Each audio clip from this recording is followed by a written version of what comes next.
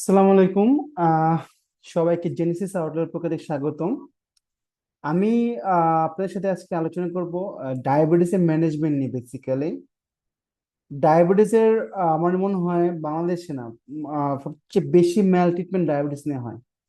কারণ অপশন বেশি, treatment option বেশি হওয়ার কারণে ট্রিটমেন্ট যে প্রোটোকল মেনটেন করা হয় না। লিটারালি এজ এ আমি অ্যান্ড্রোক্রাইনোলজিস্ট ইন ফিউচার হব, আমার সামনে পরীক্ষা। সো আমি যেখানে থিসিস করেছি যে ব্যাপারটা ডায়াবেটিস নিয়ে, বাংলাদেশে 85% ডায়াবেটিস আনকন্ট্রোল পেশেন্টদের, মোর দেন 90% আনকন্ট্রোল। কোথায় এটা? এটা বাংলাদেশ সবচেয়ে ভালো জায়গা। বিএমএ তে বসে আমি সেই রিপোর্ট অ্যানালাইজ করেছি। সো ডায়াবেটিস শুধু একটা ডিজিজ না, এটা হচ্ছে আপনার ডিজিজের, ডিজিজটা হচ্ছে অনেকগুলো ডিজিজের কম্বিনেশন এখানের মধ্যে। সেই ডিজিজটা ম্যানেজ করতে হলে আমাকে অনেক কিছু অ্যাডজাস্ট করে ম্যানেজ করা লাগবে, যার কারণে কি হয় যে আমি শুধু অনলি গ্লুকোজের দিকে তাকালে হবে না, আমাকে ম্যানেজ করতে হবে, ওভারঅল পেশেন্ট ম্যানেজ করা লাগবে। ডায়াবেটিস চিকিৎসা করতে হলে আপনাকে পেশেন্টের ইচ এন্ড এভরিথিং ম্যানেজ করা লাগবে, not only diabetes management. So আজকে আপনাদের এই ইম্পর্টেন্ট টপিকসটা আমি চিন্তা করলাম প্র্যাকটিক্যাল অ্যাসপেক্ট অফ ভিউ, সেটা হচ্ছে আপনাদের ক্লিনিক্যাল প্র্যাকটিস, আপনাদের ওয়ার্ড ম্যানেজমেন্ট, এক্সাম পারপাস সব জায়গায় কাজে লাগবে। সো আমি আপনার সাথে ডাক্তার সাদ্দাম, আমি বর্তমানে ফেসবিতে আছি, বিএমই তো এন্ডোক্রাইনোলজিতে, পাশাপাশি পেসেস একজন ক্যান্ডিডেট। সো আমি আজকে ব্যাপারটা হচ্ছে আইস ব্রেকিং ব্যাপারটা, নতুন যে গাইডলাইন 2026 সালে আসছে, এই ডি গাইডলাইন, ওইটা আলোকে আলোচনা করব। কারণ আপনি বর্তমানে আমাদের যে অ্যান্ড্রোক্রাইন সাবজেক্টটা, এটা ডিপেন্ড করে গাইডলাইনের উপরে বেসিক্যালি।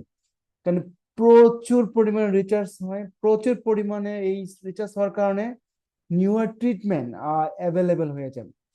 ইভেন আমি আজকে মনে হয় হাফ এন আওয়ার আগে দেখলাম ওয়ান্স উইকলি ইনসুলিন চলে আসছে ফর টাইপ টু এর জন্য, বেজাল ইনসুলিন ওয়ান্স উইকলি, সপ্তাহে একবার দিলেই হবে। সো এইটা যে আগেও ছিল, বাট এটা এফডিএ অ্যাপ্রুভ হয়েছে জাস্ট আজকে। সো এই যে লেটেস্ট গাইড পড়াশোনাগুলা, আমি যদি বিয়ন্ড দা বক্স চিন্তা করি, বই পড়তে চিন্তা করি, এই বইয়ের যে আপডেট থাকে 5 ইয়ার্স ল্যাগ বিহাইন্ড।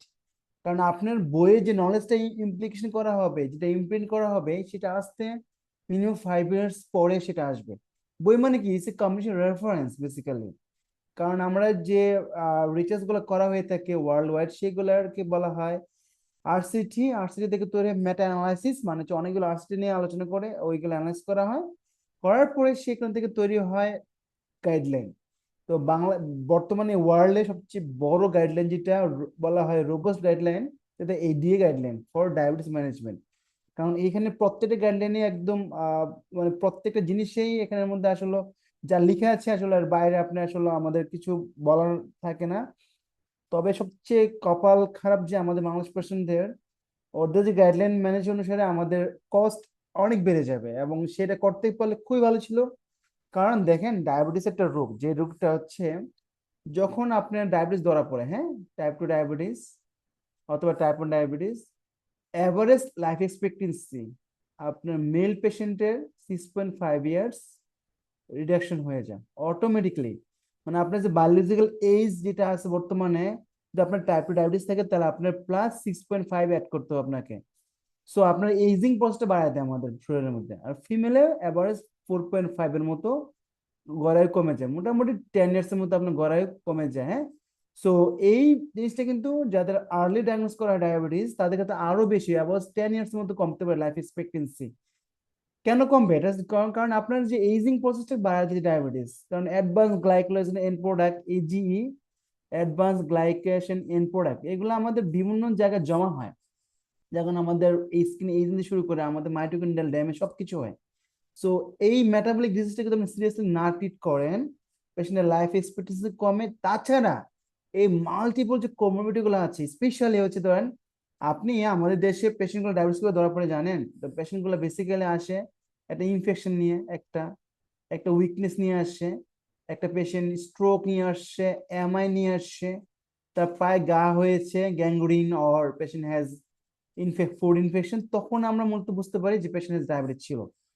কারণটা কি, বাংলাদেশে সবকিছু তো একটু লেগ লেগ বিহাইন্ড, ডায়াগনোস তো আর্লি করা হয় না। দেখেন আমাদের প্রবলেমটা হয়েছে এখন এডিএ অথবা গাইডলাইনে বলে যাদের এজ 35 এর বেশি সবাইকেই ইয়ারলি অ্যাটলিস্ট একবার হলেও আপনাকে গ্লুকোজ চেক করতে হবে। হ্যাঁ, গ্লুকোজ বলতে বলছি ফর্মাল ওয়েতে ওজিডিটি অ্যান্ড এইচবিএ1সি। সো এইগুলো যদি চেক করতে বলে 35 এর বেশি হলে, আর যাদের রিস্ক ফ্যাক্টর আছে তাদের কিন্তু বলে as soon as possible, even 10 years 12 ইয়ার্সও আপনার ডায়াবেটিস ডায়াগনোস করা যেতে পারে, টাইপ 2 স্পেশালি। টাইপ 1 তো খুব কম রেয়ার। সো এখন আগের যে কনসেপশন যে ওল্ড এজ ডায়াবেটিসের ব্যাপারটা ভুল। বর্তমানে আমি যদি আপনাদের ডাটা শেয়ার করি, এটা রিয়েল ডেটা, যে 10 to 34 ইয়ার্স পেশেন্টের মধ্যে ডিএমএ কত পার্সেন্ট, কেউ জানেন এটা? এটা বলা হয় আই গ্লুকোজ টলারেন্স, যে ইম্পেয়ার্ড গ্লুকোজ টলারেন্স অথবা IFG or DM almost 18.4%। Can you imagine? Just school going বাচ্চা যারা স্কুলে যাচ্ছে, নতুন নিউবর্ন, তাদেরই ডায়াবেটিস কি পরিমাণ বেড়ে গেছে। সো আমাদেরকে অ্যালার্ট না হলে বর্তমান বাংলাদেশে অলমোস্ট 1.5 কোটির মতো পিপল ডায়াবেটিস আছে। সো সামনে এইটা কিন্তু অলমোস্ট ডাবল হয়ে যাবে 2045 সালের মধ্যে। সো আমাদেরকে জিনিসগুলো জানতে হবে, বুঝতে হবে, এবং স্ক্রিনিং জানা লাগবে, এবং management should be appropriate if feasible. কারণ আপনি, এটা একটা গরিব দেশ, গরিব বলতে এই সেন্সে বুঝছি বাংলাদেশের মানুষদের সবকিছুতেই অ্যাভেলেবেল, শপিং করবে, সবই করবে, যখনই আপনি ট্রিটমেন্ট খরচ করতে যাবে তখন সে করবে না এটা, সে এটাকে পাত্তাই দিবে না। মনে হচ্ছে একটা আল্লাহ তাআলা একটা আপনাকে মেশিন বানিয়ে দিয়েছে, মেশিন এমনি চলবে। আমরা তো গাড়ি ইউজ করলে তো 5 ইয়ার্স পরে গাড়িকে রিকন্ডিশন করা লাগে, ট্রিটমেন্ট, গাড়িকে সার্ভিসিং করা লাগে, বাট বাংলাদেশের মানুষ এটা করবে না। সো দ্যাটস এ রিজন যে বাংলাদেশের মানুষদের যে ডায়াবেটিস কন্ডিশন অ্যাকচুয়ালি খুবই খারাপ। অ্যাজ এ ফিজিশিয়ান, আপনি আমি সবার দায়িত্ব হচ্ছে এই যে অ্যাওয়ারনেস গুলা, ডায়াবেটিস রিলেটেড জিনিসগুলো জানিয়ে দেওয়া। কারণ ডায়াবেটিস কিন্তু আমার এন্ডোক্রাইনের সাবজেক্ট, এটা হচ্ছে অল জেনারেল ইনক্লুডিং জিপি, সবার জন্য এটা প্র্যাকটিস করা লাগবে। কারণ একটা সার্টেন পর্যন্ত সবাই ট্রিটমেন্ট করতে পারেন, but it should be rational. এবং আপনি ট্রিটমেন্ট না করেন, patient should be premature die, premature complication develop করবে। তো ডায়াবেটিস হয়ে আপনাদের সবচেয়ে যে খারাপ ডিজিজগুলো হয়, এমআই, স্ট্রোক, সিকিডি, অ্যাম্পুটেশন, হ্যাঁ, চোখ blindness, most common cause of blindness কিন্তু ওয়ার্ল্ড ওয়াইড ডায়াবেটিস কারণে হয়ে থাকে। হ্যাঁ, এবার সিকিডি মোস্ট কমন কজ, তার মানে কি আপনার সিকিডি হয়েছে, একটা সিকিডি হওয়ার মানে আপনার বাড়ি করে বেঁচে চিকিৎসা করতে পারবেন না, এই পরিমাণ কস্ট লাগে। সো আমাদেরকে বেসিক যে আমাদের যে কনসেপশনটা, আমাদেরকে আসলে নিজেদেরকে কনসেপশন ক্লিয়ার রাখতে হবে। ডায়াবেটিস ম্যানেজমেন্টের সাথে কোনো কম্প্রোমাইজ করা যাবে না। If possible you can choose the best treatment, because আপনি ডিলে করার মানে হচ্ছে আপনার পেশেন্টের ট্রিটমেন্ট কিন্তু পেশেন্টের যে লাইফ এক্সপেক্টেন্সি কমে যাবে, পেশেন্টের কমপ্লিকেশন ডেভেলপ করে যাবে। আর একটা ইনফরমেশন আপনাদের দিয়ে থাকি আমি, দেখেন বাংলাদেশের যে ট্রিটমেন্টের স্টাইলের মধ্যে যে ইনসুলিন ইনার্শিয়া, ইনসুলিন শুরু করার যে প্রবণতা, এক নম্বর যে পেশেন্ট নিবেই না, ডক্টরও দিতে চায় না। এই দুইটা কারণ, কারণ ইনসুলিনের একটা ভয়ের ব্যাপার, ইনসুলিন কি ফোবিয়া কাজ করে। বাট বিশেষ করে লিটারালি আমাদের দেশে ইনসুলিন শুরু করার যে ল্যাগ পিরিয়ড 6.5 ইয়ার্স। চিন্তা করতে পারতেছেন, একটা পেশেন্টের ধরেন আজকে ইনসুলিন লাগবে, আপনি 6 বছর পরে শুরু করলেন, দোষটা কার? দোষটা দুইজনেরই। হ্যাঁ, সো দুইটা তো আমাদের দুই সাইড থেকে আমাদের খুব ভালোভাবে, যদি ডায়াবেটিস রোগী চেম্বারে পান, ওয়ার্ডে পান, একটু কষ্ট করে সময় নিয়ে আপনি চিকিৎসা দিবেন। কারণ আপনার এই চিকিৎসার প্রত্যেকবার সময় নিতে হবে, কারণ প্রত্যেকবারে বলা হয় পেশেন্ট গুলাকে ভাইটাল করো, প্রত্যেক পেশেন্টের ফুড অ্যাসেস করো, পেশেন্টকে ফুড এক্সামিনেশন করো, সব জিনিসগুলো আপনাকে করতে হবে। সো আজকের আমাদের মূল টপিকসটা হচ্ছে, আমার ইনফরমেশনের হচ্ছে যে আপনাদের ডায়াবেটিসের যে লেটেস্ট গাইডলাইন ম্যানেজমেন্ট আপনি জানতে হবে। কারণ এখন শুধু গ্লাইসেমিয়াকেই ট্রাই করতে হবে না, আপনাকে অনেক কিছু ট্রাই করা লাগবে সাথে। হ্যাঁ, সো আমাদের যে লেটেস্ট গাইডলাইন 2026 সালে, এটা হচ্ছে মোটামুটি ডায়াবেটিস ম্যানেজমেন্ট একটা গাইডলাইন। আমি এটা একটা আমাদের ভেঙে বলবো। আমি আপনাদের স্ক্রিনিং ক্রাইটেরিয়া গাইডলাইনটা বলবো না আজকে, ওটা অন্যদিন বলবো আপনাদেরকে। সো আমাদের ডিরেক্ট ফার্মাকোথেরাপি, তো ফার্মাকোথেরাপি দেওয়ার আগে আমাদের ফার্স্ট ম্যানেজমেন্ট হচ্ছে ডায়াবেটিস ম্যানেজমেন্ট তিনটা বেসিক্যালি। হ্যাঁ, একটা হচ্ছে lifestyle modifications, pharmacotherapy, including insulin therapy. হ্যাঁ, লাইফস্টাইল মেডিকেশনের মধ্যে, মডিফিকেশনের মধ্যে দুইটা জিনিস মাস্ট, এটা হচ্ছে diabetes structural medical education. Diabetes medical এডুকেশনটা খুব ইম্পর্টেন্ট। দুই নম্বর হচ্ছে physical exercise, eating behaviour.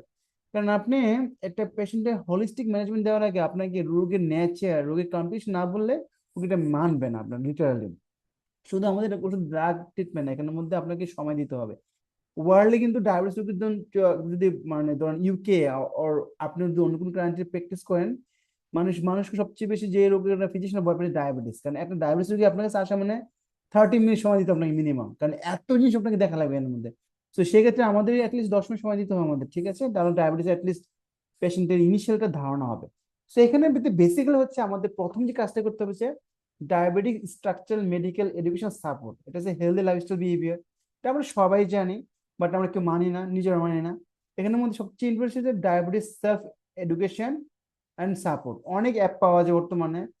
Social determinant করতে হবে, এখানে হচ্ছে আপনাকে সব রোগী বলতে হবে সপ্তাহে অ্যাটলিস্ট 150 মিনিট মডারেট এক্সারসাইজ হাঁটতে হবে, মানে 30 মিনিট করে পার ডে তো হলে, তাহলে উইকলি অ্যাটলিস্ট 5 ডেজ, বাট পরপর 2 দিন গ্যাপ দেওয়া যাবে না। এই এক্সারসাইজ ইম্পর্টেন্ট কি জানেন? ধরেন একটা রোগীর এক্সারসাইজ করার পরে কোনো ওয়েট কমছে না, তাও রোগীর কিন্তু তার HbA1c লেভেল কমে যাবে অটোমেটিকলি। রোগীর যে কার্ডিয়াক রিস্ক মর্টালিটি অনেক কমে যায়, 2 to 9% কমতে পারে। সো এক্সারসাইজ করতে হবে, ওয়েট কমুক না কমুক, বাট আপনার এক্সারসাইজ ইম্পর্টেন্স অনেক বেশি। এইটার টাইমিংটা কখন বেটার? আগে আমরা সবাই দেখি রমনায় সকালবেলা মানে দৌড়ায়, ধুমাইয়া দৌড়াইতেছে। দেখবেন আমি যখন কার্ডিওলজি প্লেসমেন্ট তাকে পেজের সময় একটা রুগী সকালবেলা রমনায় দৌড়াচ্ছে, আমার কাছে 8:40 দিকে আসলো চেস্ট পেন নিয়ে। আমাকে, আপনি কোথায় ছিলেন? কাছে আমার তো ডায়াবেটিস আছে, আমি রমনা দৌড়াচ্ছিলাম, আমি বুকে ব্যথা হচ্ছে, ডক্টর দেখাতে আসলাম। তো আমি ওনাকে ইনিশিয়ালি ইসিজি ট্রপনিন আই আর এডমিশন দিই। আমার কাছে মনে হলো হিস্ট্রি নেই, যে টিপিক্যাল এমআই হিস্ট্রি। পেশেন্ট ভর্তি হওয়ার পর আমি পরের দিন ফলো আপে তখন দেখি পেশেন্ট আসলে অ্যাকচুয়ালি এমআই ছিল। সো এইটার এই যে স্টাডি, বর্তমানে স্টাডি বলা হয়েছে যে এই morning exercise risk for chance of develop cardiac complications. কেন? এর যে এক্সপ্লেনেশন কি? কারণ মর্নিং সময় আপনার বডিতে কর্টিসল, আপনার এপিনেফ্রিন, সব রকম হাই থাকে। এই যে কাউন্টারটি হরমোন, এই হরমোনগুলো বেসিক্যালি আপনার চান্স অফ ডেভেলপ এমআই হওয়ার চান্স বেড়ে যায় এই সময়টা। এই জন্য বলি ইভিনিং এর এক্সারসাইজ সবচেয়ে বেস্ট। হ্যাঁ, ইভিনিং এ, হ্যাঁ, নাইটে, ইভিনিং এ। তো অনেক কিছু সময় পায় না, বাট মর্নিং করলে আপনাকে করার আগে অবশ্যই আপনার ডায়াবেটিস সুগার কত ছিল, আপনার আহ, সেই জিনিসগুলো খেয়াল রেখে যেতে হবে। বাট বেস্ট হবে ইভিনিং করলে, বলে একটা এক্সারসাইজ বেস্ট। তার যে লাইফস্টাইলটা হবে অবশ্যই এটা স্ট্রাকচার হবে, ব্যালেন্স ডায়েট বলি আমরা। কোনো ডায়েট কমাবেন না, খাওয়া বাড়াবেন না, কমাবেন না, আপনি বলেন ব্যালেন্স ডায়েট। ব্যালেন্স বলতে কি? এখানে তো আমাদের বেসিক্যালি ডায়াবেটিসটা যদি by definition it is a intolerance of carbohydrate, also protein and fat, মানে সবগুলোই ডিসরিলেশন হয়ে যায়। তাহলে আপনাকে তিনটা খাবার প্রতি আপনাকে মনোযোগ দিতে হবে। ফ্যাট, যেহেতু কার্বোহাইড্রেট মেইনলি এফেক্ট হয়, সেক্ষেত্রে আমরা কার্বোর পরিমাণ কমিয়ে আমরা পেশেন্টগুলোকে basically protein intake as well as পেশেন্টগুলোকে আমরা ফ্যাট ইনটেক রেস্ট্রিকশন করা লাগবে। হ্যাঁ, প্রোটিন ইনটেকটা আমাদের যে পরিমাণ বলি 1 গ্রাম পার কেজি বডি ওয়েট, এই হেলদি স্টাইল আমরা বলি। আর কার্বোহাইড্রেট বেসিক্যালি 500 গ্রাম পার ডে টোটাল ক্যালোরির মধ্যে। হ্যাঁ, 500 কিলোক্যালোরি কার্বোহাইড্রেট থেকে আপনি নিতে পারবেন। হ্যাঁ, ঠিক আছে। সো এখানে যেই ম্যানেজমেন্ট, সে ডায়েট অবশ্যই ব্যালেন্সে নিতে হবে। মেডিটেরিয়ান ডায়েট, যত ভালো ডায়েট গুলো নেওয়া যেতে পারে, কার্ব কমিয়ে 40% কার্ব, 50% কার্ব দিবেন, বাকি 20-30%, 20% প্রোটিন, 30% ফ্যাট, তার মধ্যে আপনি এগুলো হিসেব করে দিলেন। যার উদ্দেশ্য একটাই, যে পেশেন্টের এই দুটো জিনিস আমাদের মোটামুটি মোরলেস 50% পেশেন্টের কাজ করে। এখন বর্তমান যে ট্রিটমেন্ট দেওয়ার সময় আপনি একটা ড্রাগ লেখা রাখে, you think thrice daily, thrice to 4 times. কারণ এই ড্রাগ ম্যানেজমেন্ট ক্ষেত্রে আপনাকে পেশেন্ট দিকে তাকাবেন। আপনি একটা হচ্ছে পেশেন্টের গোল হচ্ছে দুইটা, একটা হচ্ছে গ্লাইসেমিক গোল, দুই নম্বর হচ্ছে আপনার কোমরবিডিটির গোল। হ্যাঁ, তা আমি যদি গ্লাইসেমিক গোল চিন্তা করি, পেশেন্টের টার্গেট হচ্ছে আপনাদের গ্লাইসেমিক গোলটা ঠিক রাখা। আমাদের টার্গেট হচ্ছে কত? ফাস্টিং, ফাস্টিং হচ্ছে 4.4 থেকে 7.2, আর 2 আওয়ার <10। বাট <10 সবার জন্য না, এটা যদি পেশেন্ট ইয়াং, ভেরি ইয়াং হয়, তার জন্য 8, 6 রাখেন, 6 থেকে 8 রাখেন, তাও বেটার। সো এই হলো গ্লাইসেমিক গোল 1 নম্বর। 2 নম্বর হচ্ছে ওয়েট কন্ট্রোল করা লাগবে। হ্যাঁ, এই জন্য গোল একটা। আর এই যে আপনি দেখলে পেশেন্টের দিকে তাকাবেন, পেশেন্ট ওবেস, তার মানে তার wait control 1 number priority, along with diabetes control. পেশেন্টের ওল্ড এজ আছে, তাকে আপনি কার্ডিওভাস্কুলার রিস্ক অ্যাসেস করেন, ইনক্লুডিং কিডনি ফাংশন অ্যাসেস করেন। করার পরে যদি আপনি পান পেশেন্টের কার্ডিওভাস্কুলার গোল, কিডনি গোল, এগুলোকে আপনাকে ম্যানেজ, তাহলে আমাদের 4টা জিনিস মাস্ট: পেশেন্টের glucose control 1 number, patient weight control, cardiovascular risk reduction এবং কিডনির রিস্ক রিডাকশন। এই 4টা জিনিস আমাকে হাত দিতে হবে। আমি সব সব পেশেন্টকে, আপনি জিপি হিসাব করেন, সবাইকে দিতে হবে। এখন এই 4টা যদি আপনি ফর্মুলাতে ফালান, যদি আপনি মনে করেন পেশেন্টের, যে পেশেন্ট হ্যাজ ওভারওয়েট, ওবেস, তার জন্য ট্রিটমেন্ট এক ধরনের। পেশেন্টের যদি গোলের মধ্যে এসসিবিডি থাকে, এসির মানে কি? Atherosclerotic cardiovascular disease. অ্যাথেরোস্ক্লেরোসিস মানে কি প্লাক ফর্মেশন হয়েছে। ইন্টারেস্টিং জানেন ডায়াবেটিস যে এলডিএল লেভেল এটা নর্মালি সে অ্যাবনর্মাল, মানে কি হচ্ছে আমাদের যে টার্গেট রেঞ্জ থাকে, ল্যাব রেঞ্জ, সেখানে লেখা আছে এলডিএল লেভেল কত, লেস দেন 130 নর্মাল, তাই তো? আপনাদের খুশি হবেন না ভাই, কারণ এই এলডিএল মানে এটা ডায়াবেটিস টার্গেট হচ্ছে 70 নিচে রাখতে হবে উইদাউট এনি কোমরবিডিটি। যদি if any comorbidity specially cardiovascular ডিস ফ্যাক্টর থাকে, ইট শুড বি 55 নিচে থাকা লাগবে, হ্যাঁ, যদি এসিবিডি থাকবে সেটা অলরেডি, হ্যাঁ। সো এখানের মধ্যে কিন্তু আপনাকে হাত দিতে হবে, কারণ কি এই যে অ্যাথেরোস্ক্লেরোসিস দেখেন 100 থেকে তার হার্ট অ্যাটাক হতে পারে, কেন হবে? কারণ ডায়াবেটিস রোগীতে যে প্লাক ফর্মেশন হয়, যে আপনার এলডিএল গুলো থাকে, এগুলো হচ্ছে small particle dense particle, small dense particle. এই স্মল পার্টিকেল গুলো মানে কি তাদের এই যে তাদের অ্যাথেরোজেনেসিস ক্যাপাসিটি অনেক হাই। আপনি একটা নর্মাল পেশেন্ট ডায়াবেটিস পেশেন্টের ডিফারেন্সটা এটাই, তাদের নর্মাল এলডিএল থাকা সত্ত্বেও তাদের chance of atherosclerosis more high. এই জন্য তাদের যে অ্যাথেরোস্ক্লেরোসিস হয় ডিফিউজ হয়, তাদের সিএবিজি করে খুব একটা লাভ হয় না, তাদের বাইপাস করে খুব একটা লাভ হয় না, কারণ দেখবেন তাদের একটা আর্টে 10টা ব্লক পাওয়া গিয়েছে, ঠিক আছে। Even peripheral artery disease same কমা যায়, পাওয়া যায়, কারণ তাদের যে LDL small particle dash particle, এই জন্য তাদেরকে টার্গেট হিসেবে লেভেল 70 রাখতে হবে উইদাউট এনি কোমোবিডিটি। যদি পেশেন্টের কোমোবিডিটি থাকে স্পেশালি সিকিডি এন্ড এসসিবিডি থাকে, তাদের ক্ষেত্রে 55 টাকা লাগবে, হ্যাঁ।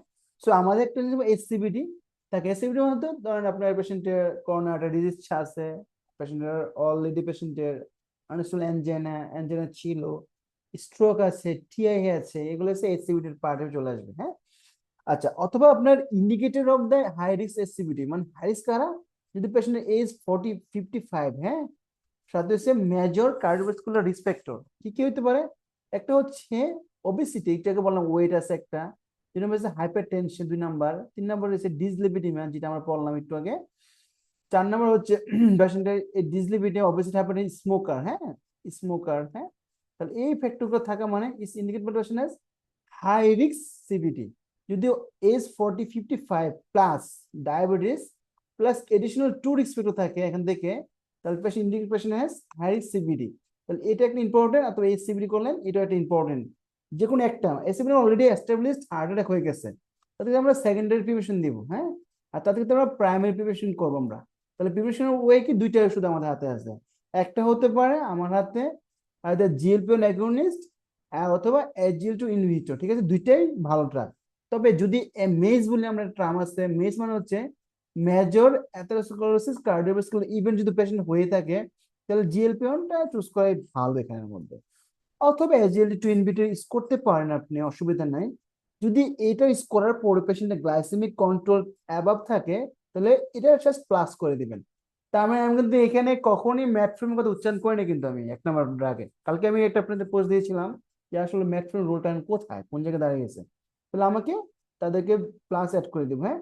এবং পেশেন্টের একটা ড্রাগের কথা বলেছে যে পায়োগ্লিটাজোন, দেখেন ম্যাটফর্ম বাদ দিয়ে কিন্তু এখন পায়োগ্লিটাজোন চলেছে থার্ডে চলে আসে, কেন আসছে? এটা সিভার ইফেক্ট আছে এখানের মধ্যে, অনেকগুলো ভালো ভালো ইফেক্ট আছে।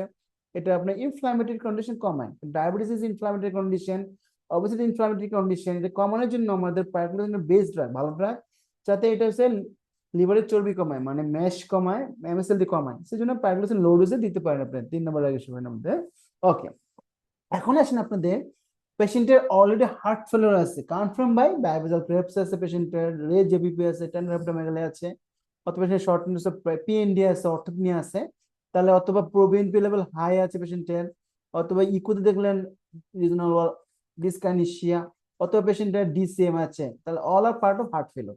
তাহলে হার্ট ফেলিওর যখন আমরা NIH classification, New York heart classification যেটা আছে সেটা আমরা ফলো করবো, সেক্ষেত্রে অবশ্যই drug choice always SGLT inhibitor. তার মানে দেখেন আমরা এখানে ভাগ হয়ে গেছি, হার্ট ফেল দেখলে SGLT ইনহিবিটর দিব, বাট এখানে কিন্তু জিএলপি জিআইপি দুইটাও কাজ করতে পারে, তার দুইটা কিন্তু বেনিফিট আছে।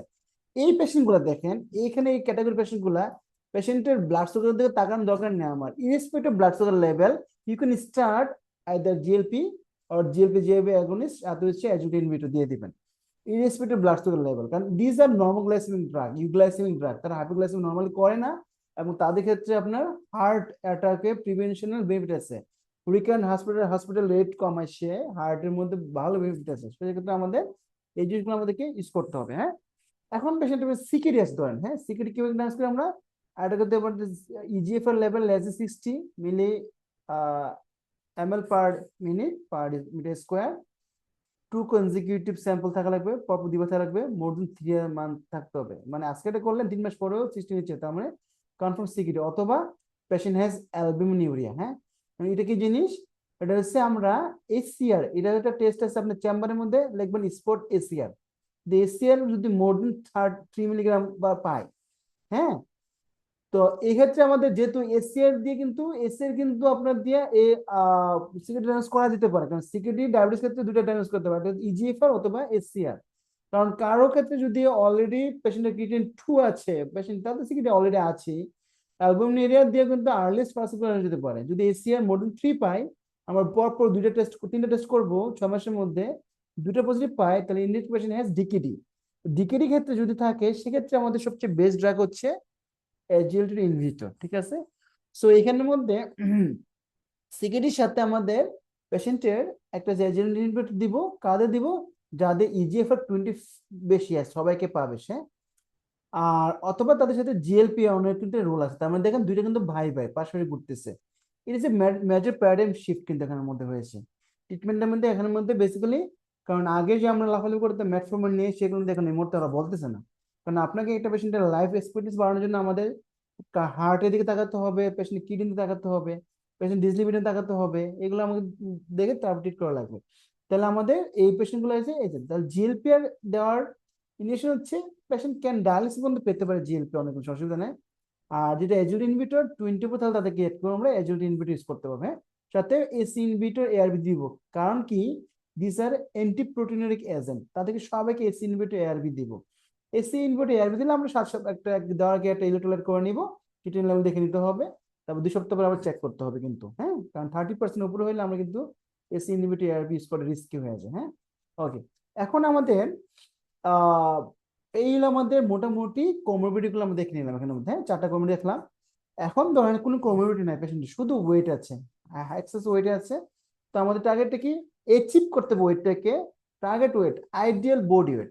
এটা কি জিনিস ভাই? এটা হচ্ছে বেসিক্যালি হচ্ছে আপনার যে হাইট, টার্গেট হাইটের কাছাকাছি যে target height, target body weight TW, এটা হচ্ছে আপনার যে হাইট আছে -100। হ্যাঁ, তাহলে এটা কত আসে সেন্টিমিটার? ধরুন আমার হাইট 160 সেন্টিমিটার, -100, তাহলে আমার আইডিয়াল বডি কত হচ্ছে? 67 কেজি। তাহলে তার থেকে আমরা এই আইডিয়াল বডি নিয়ে আসতে হবে। এবং আসলে হবে না, সবচেয়ে যে বড় ড্রব্যাকটা হয়, আপনি পেশেন্টকে মোটিভ করলেন, ওয়েট কমিয়েছেন, সামও কমিয়েছে, পেশেন্ট আবার রিবাউন্ড ওয়েট গেন। প্রথমবার যে ওয়েট লসটা হয় বেসিক্যালি এখানে মাসেল, ফ্লুইড, মাসেল এবং ফ্যাট তিনটেই কমে বডি থেকে, কমে আলটিমেটলি আপনার ওয়েট লস, তাই তো আমাদের। বাট সেকেন্ড টাইম যখন রিবাউন্ড ওয়েট গেইন হয়, সেক্ষেত্রে শুধু অনলি ফ্যাট বাড়ে। তার মানে দেখেন আপনার খারাপ হচ্ছে, মানে ভালো করতে খারাপ করে ফেলছেন। এই জন্য weight should be reduce and it should be maintain করা লাগবে। এটাকে আপনি জাস্ট একবার কমিয়ে আবার বাড়াচ্ছেন, তার মানে পেশেন্টের ফ্যাট মাস বাড়তেছে বডিতে আলটিমেটলি। সো আলটিমেটলি কিন্তু পেশেন্টের সার্কোপিনিয়া ডেভেলপ করে। সো সেক্ষেত্রে কিন্তু অ্যালার্ম হতে হবে। ঠিক আছে, তো ওয়েট ম্যানেজমেন্টের সবচেয়ে ভালো ড্রাগ কোনটা? ভেরি হাই ড্রাগ হচ্ছে সিমাগ্লোটাইড। হ্যাঁ, বাজারে পাওয়া যায় ওজেম্পিক নামে অরিজিনাল মলিকুল। সাথে টার্জাপাটাইডটা তো বর্তমানে আপনারা জানেন খুব বেশি পরিমাণে লেখা হচ্ছে, কারণ এটা জিএলপি জিএপি বোথ এগোনিস্ট। হ্যাঁ, এটা কিছু এক্সট্রা বেনিফিট আছে, যেমন লিপিডের উপরে ভালো কাজ করে এটা, এই জন্য এটা খুব ভালো একটা ড্রাগ টার্জাপাটাইড। আর বাকি আর কিছু ড্রাগ আছে, ডুলাগ্লোটাইড, সিলিয়াগ্লোটাইড, এগুলো হাই আছে। বাট দেখেন মেটফর্মিন ডিপি4 নিউট্রাল, সেক্ষেত্রে আপনি মেটফর্মিন নিউট্রাল দিয়ে তাদেরকে ওয়েট কমানো পসিবল না। আচ্ছা, এখন এই কম ভালো কথা, আপনি ওয়েট অ্যাচিভ করলেন, সাথে মেটফর্মিন কেন দিতে হবে? আমাদের মেটফর্মিন এখানে অ্যাড করতে পারেন এই গ্রুপটাকে। কি করে কেন অ্যাড করবেন? কারণ তার ক্ষেত্রে দেখা যায় যে মেটফর্মিনের আপনার তো বেসিক্যালি কতগুলো ইফেক্ট তো আছে, ব্লাড সুগারে কিন্তু ভালোই কমায়, এইচবিএওয়াসি লেভেল 1.5 থেকে 2% কমাইতে পারে মেটফর্মিনে।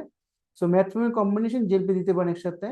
সো এখানে দেওয়ার পরে আমাদেরকে ওয়েট, কারণ মেটফর্মিন আর্টারিতে মেজর যে কার্ডিওভাস্কুলার ইফেক্ট গুলোর কিছু রোল ছিল, আর বর্তমানে বলেন আগে বলা হতো।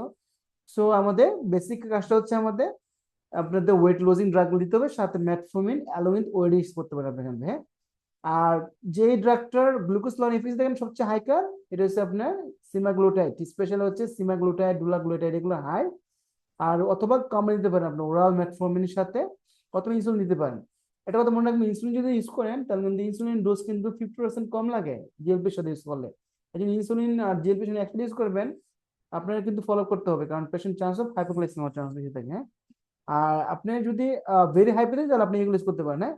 আর যদি আপনার জিএলপির সাথে মেটফর্মিন, হ্যাঁ, যে জিনিসগুলো দিয়েছি আমরা, ডুলাগ্লুটাইড, সিমাগ্লুটাইড, টিরজাপাটাইড, হ্যাঁ, এগুলো এফিসিয়েন্সি ভেরি হাই।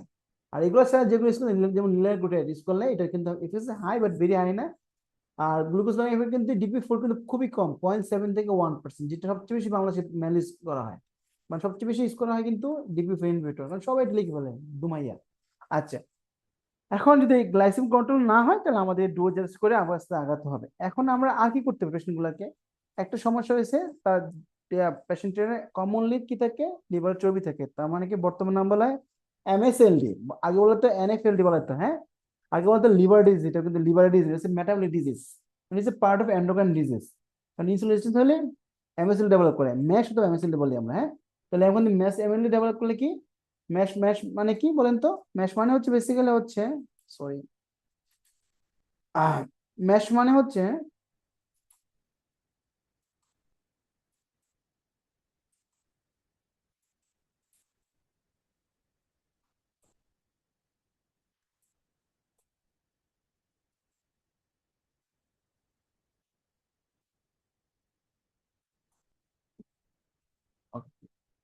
সো এখানে ম্যাশ মানে হচ্ছে মানে মেটাবলিক অ্যাসোসিয়েটেড স্টিয়াটো লিভার ডিজিজ, হ্যাঁ, অথবা মেটাবলিক অ্যাসোসিয়েটেড স্টিয়াটো হেপাটাইটিস। এগুলো আমাদের সব রোগীর মোটামুটি থাকে। তাদের ক্ষেত্রে আমাদেরকে ম্যাশ কন্ট্রোল করা লাগবে, হ্যাঁ। তো ম্যাশ কন্ট্রোল করতে আমাদের কি ওষুধ আছে আমাদের, ওই যে আগের ওষুধটাই জিএলপি জিআইপি, এগুলো ভালো কাজ করে ম্যাশের উপর। এগুলো হচ্ছে আপনার FDA অ্যাপ্রুভ।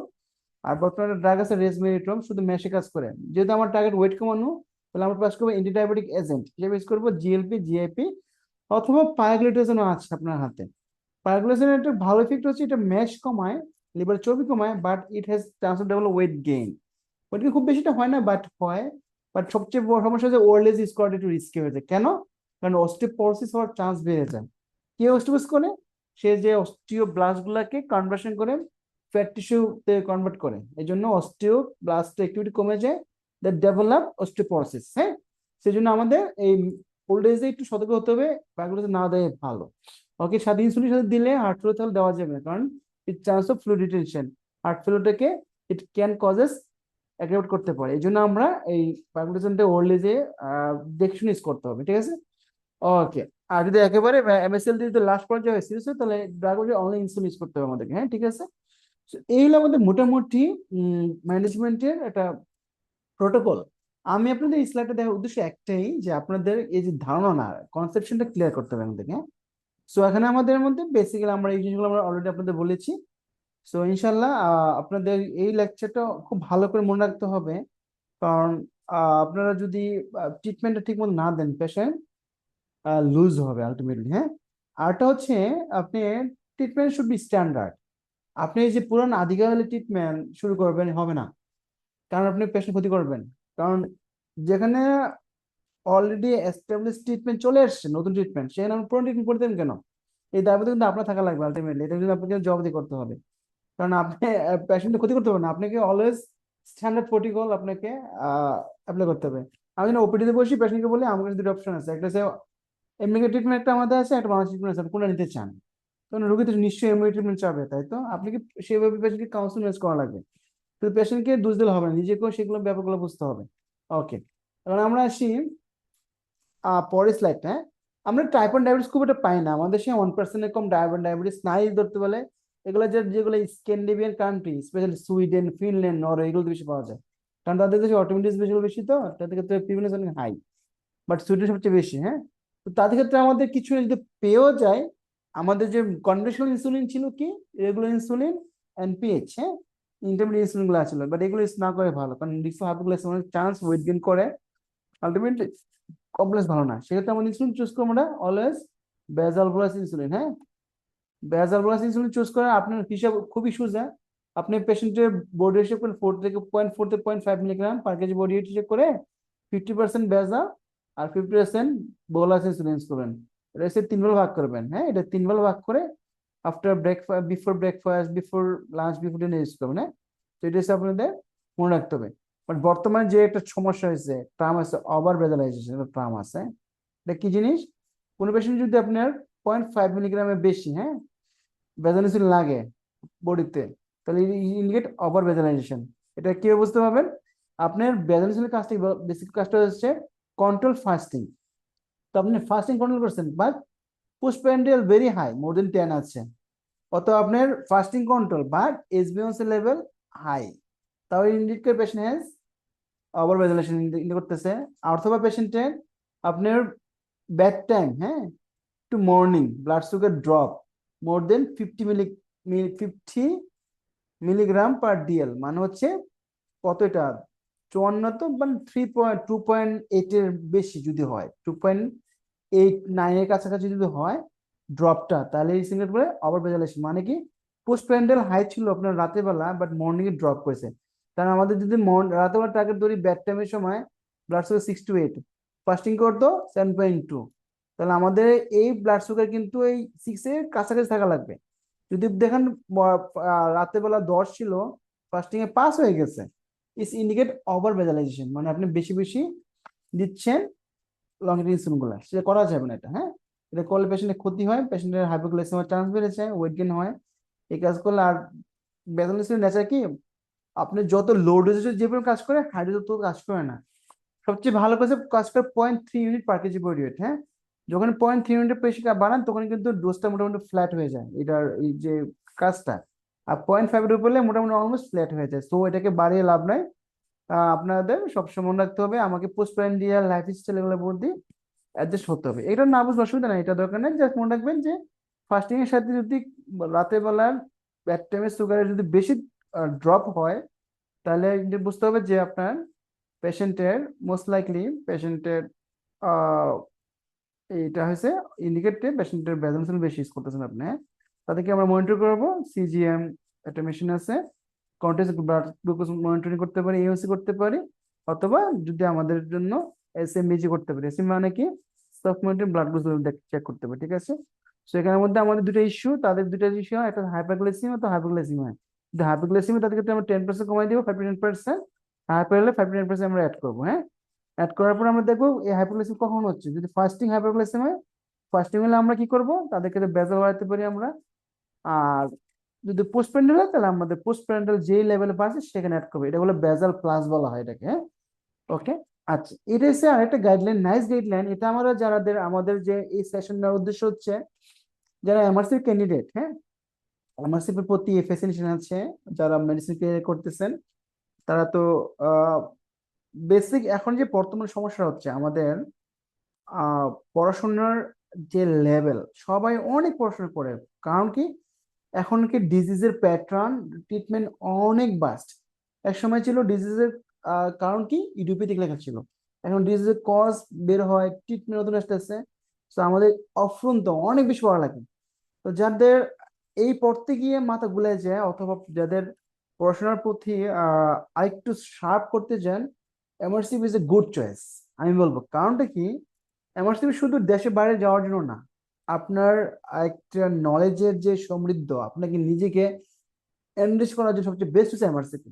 কারণ এটা পড়াশোনার স্টাইল, এটার যে সিলেবাস, এটার যে আপনার পড়াশোনা পুরো ক্লিনিক্যাল ওরিয়েন্টেড, আপনার ওয়ার্ড ম্যানেজমেন্ট থেকে শুরু করে সব জায়গায় আপনার এটা একটা ফল পাবেন। কারণ এমআরসিপি যারা করে, তাদের যে হাত, যাদের যে ম্যাক্সিমামই 2% তো 5-10% ম্যাক্সিমাম থাকতেই পারে, সবাই মোটামুটি মোরলেস ভালো, তাদের শার্পনেস অনেক বেটার। তাছাড়া এটা একটা যেহেতু বিসিপি সাথে কোলাবোরেশন আছে, ইন ফিউচার আপনি এমআরসিপি দিয়ে বিসিপিএস অনেক সুবিধা পাবেন, প্রপার জব প্লাস হচ্ছে দেশের বাইরে। এখন কিন্তু সুযোগ কম বলতেছে, বাট আপনি যদি টেকনিক্যালি হ্যান্ডেল করতে পারেন, আপনার সিভি ভালো থাকে, আপনি জব পাবেন। তো নাইস গাইডলাইন, কিন্তু তাদের ক্ষেত্রে আবার একটু ডিফারেন্ট ভাবে ওরা প্রেজেন্ট করে। তারা ফার্স্টে কিউরিক্স 2 দিয়ে 10%-এর উপরে হইলে তাদের ক্ষেত্রে ফার্স্টে মেটফর্মিন দাও, দেন গো ফর এজুলেট ইন্ডিভিজুয়াল। অথবা পেশেন্টের high risk CBD, already heart failure ছিল পেশেন্টের, অথবা সিবিডি আছে, তাদের ক্ষেত্রে আপনি স্টার্ট করেন এজুলেট ইনহিবিটর শুরু করতে বলে। যদি নো সিবিডি, তারা আর কিছু দেখে না, তারা মেটফর্মিন দিতে বলে, তারপরে বাকি ড্রাগ গুলো চুজ করতে বলে, যেমন ডিপ্লোফেন ইনহিবিটর, পায়োগ্লিটাজোল সালফোনিরা আছে, হ্যাঁ। সো এগুলো হচ্ছে নাইস গাইডলাইন হিসেবে বলে। নাইস গাইডলাইন একটা লেটেস্ট গাইডলাইন আসছে আবার 2026 সালে, সেখানে কিন্তু সব জায়গায় এজিএল ইনভিট ইউজ করতে পারছে ওরা, সব জায়গার মধ্যে। প্রথমে ম্যাটফর্মে দিবেন, প্লাস মানে হচ্ছে একটা পর একটা অ্যাড করবেন, হ্যাঁ। তো প্রথমে ম্যাটফর্মে দেওয়ার পর কাজ দিলে আমরা এজিএল ইনভিট দিতে পারি আমরা, ঠিক আছে। মোটামুটি সব জায়গায় মোটামুটি ওনারা এজিএল ইনভিট ইউজ করতে বলা হয়েছে, হ্যাঁ। সো আমাদের যে মেজর যে কথাবার্তা আজকে যে পড়াশোনার মূল পারপাসটা হচ্ছে এসসিবিটি থাকা মানে আপনাকে ড্রাগ হচ্ছে জিএলপি অথবা এজিল টু ইনহিবিটর। হার্টফুল থাকা মানে এজিল টু ইনহিবিটর মাস্ট, হ্যাঁ। সিকিডি থাকা মানে অবশ্যই মানে জিএলপি অ্যাগনিস্ট দিতে হবে সেগুলোকে। হাইপোগ্লাইসেমিয়া থাকলে তাদেরকে সালফোনিল ইনসুলিন দেওয়াটা একটু রিস্কি হয়ে যায়। আর সিভিয়ার হাইপোগ্লাইসেমিয়া থাকলে তাহলে আপনার পেশেন্ট মানে কি এটা হচ্ছে যাদের এসবিএস ইনিশিয়াল ডায়াগনোস 10% উপরে আছে, অথবা ফাস্টিং ব্লাড সুগার, ফাস্টিং না, যে কোনো ব্লাড সুগার লেভেল মোর দেন 16 উপরে আছে, হ্যাঁ। মানে র্যান্ডম হতে পারে, ফাস্টিং হতে পারে, তাদেরকে তাদের ইনসুলিনটা পাবে। কোন ইনসুলিন পাবে? এটা বেজাল দিয়ে শুরু করে ভালো, আর সাথে ড্রাগ পেতে পারে, হ্যাঁ। অথবা আপনি বেজাবুলাস দিয়ে অ্যাপ্লিকেশন সেটেল করে তারপর আপনি চুজ করবেন যে কোনটা আমি দিব। ওকে, আজকে আমাদের সেশনের আর একটা ইম্পর্টেন্ট ইন্টারেস্টিং টুইস্ট হচ্ছে আমরা কিছু কোশ্চেন নিয়ে আলোচনা করবো। আমরা যে পড়াশোনা করেছি সেটা একটা রিফ্লেকশন হচ্ছে কোশ্চেন, হ্যাঁ। সেটা হচ্ছে 58 years old man with type 2 DM আছে established atherosclerotic cardiovascular disease has HbA1c 8.2%। ধরুন আপনার এই পেশেন্ট, তাদের ক্ষেত্রে আপনি HbA1c 8.2% আছেন, what is the best next step management? তাহলে আমরা অলরেডি বলছি এসিবি থাকা মানে তাদের ক্ষেত্রে ড্রাগ অফ চয়েস মধ্যে জিএলপি অ্যাগনিস্ট। যদি আমাদের এজেন্ট অপশনে নাই থাকলে এটা একটা অপশন হতে পারতো, বাট এসিবিটির মধ্যে কিন্তু যদি থাকে কোনটা দুটোর মধ্যে সবচেয়ে ফার্স্ট প্রেফারেন্স জিএলপি অ্যাগনিস্ট, আর হার্টফুল থাকলে ফার্স্ট প্রেফারেন্স আপনার এজেন্ট ইনভিট্রো, ঠিক আছে। ওকে,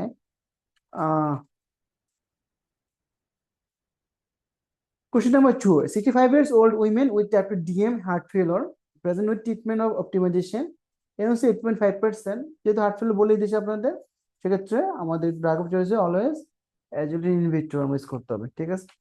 ওকে, question number 3, 62 years old man with type 2 DM with CKD. CKD বলে দিয়েছি, ইজিএফআর ভালো আছে, 30 এর উপরে আছে, 38, তাহলে ট্রিটমেন্ট কি? অ্যাজিলিন ইনহিবিটর। আচ্ছা, ম্যাটফর্মিনের ক্ষেত্রে অ্যাজিলিন ইনহিবিটর সিকিডির যে আমরা অলওয়েজ কিন্তু ক্রিয়েটিনিন দিয়ে বুঝবো না, আমরা ইজিএফ করে নেব। যদি কারো ইজিএফ 45 এর উপরে থাকে তাহলে আমরা ম্যাটফর্মিন কিন্তু দিতে পারবো, ফুল ডোজ দিতে পারবো। 30 থেকে 45 থাকলে তাদেরকে হাফ ডোজ দেবো, আর লেস দেন 30 হলে কন্ট্রাইন্ডিকেটেড। ধরেন একটা পেশেন্টের আপনার কাছে যখন এই পেশেন্ট আসলো, তাদের ইজিএফ বলেন 32, তাদের ক্ষেত্রে ম্যাটফর্মিন শুরু করা না করে ভালো। আগে থেকে পাচ্ছে সেক্ষেত্রে আপনি ডোজ কমাই দেন, বাট একবার বন্ধ করে দিন না ম্যাটফর্মিন, কারণ ম্যাটফর্মিন কিন্তু কিছু এডিশনাল বেনিফিট অনেক আছে, কারণ এটা অ্যান্টি কার্সিনোজেনিক এজেন্ট হিসেবে কাজ করে। আচ্ছা, so it is important thing যে ম্যাটফর্মিন মাথায় রাখতে হবে। ওকে, 50 years old ওয়েবেস পেশেন্ট, BMI 36, তারপর DM has HbA1c 8.4% on metformin আছে। He concern about her weight gain. Best option কি? যেহেতু ওবেস পেশেন্ট আমাদের ড্রাগ হচ্ছে অলওয়েজ জিএলপি অ্যাগনিস্ট, ঠিক আছে। সো আমাদের মোটামুটি এই হলো আমাদের পরীক্ষার কোশ্চেন। আপনি কোন পরীক্ষা কিন্তু এগুলো পরীক্ষা আসবে, ক্লু মিস করা যায় না পরীক্ষার সময়। সো মোটামুটি আমাদের আজকে সেশনটা মোটামুটি এই নিয়ে আলোচনা করা হয়েছে। তো যারা আবারও লাস্টে আমরা যে কথা ইনফর্ম বলবো সেটা এমআরসিপি যারা করতে যাচ্ছেন, জিনিস আউটলিয়ার, যারা এখানকার মেন্টর ক্লাস নিচ্ছে, যারা মোটামুটি ইনশাল্লাহ ভালোই, তারা আপনাদেরকে সাপোর্ট দিবে। এমআরসিপির কোনো কোশ্চেন, কোনো জিজ্ঞাসাবাদ অথবা রিগার্ডিং এনি ইস্যু পড়াশোনার ব্যাপারে আমাদের কাজ করতে পারেন, ফেসবুক গ্রুপ অথবা হোয়াটসঅ্যাপ গ্রুপ, আপনারা ইনশাল্লাহ উপকৃত হবেন। সবাই thank you so much join করার জন্য স্পেশালি। আর ট্রিটমেন্ট অবশ্যই পেশেন্ট বেসড ট্রিটমেন্ট করতে হবে, patient according to patient preference, ঠিক আছে। Okay, thank you so much, সবাই ভালো থাকবেন, আসসালামু আলাইকুম।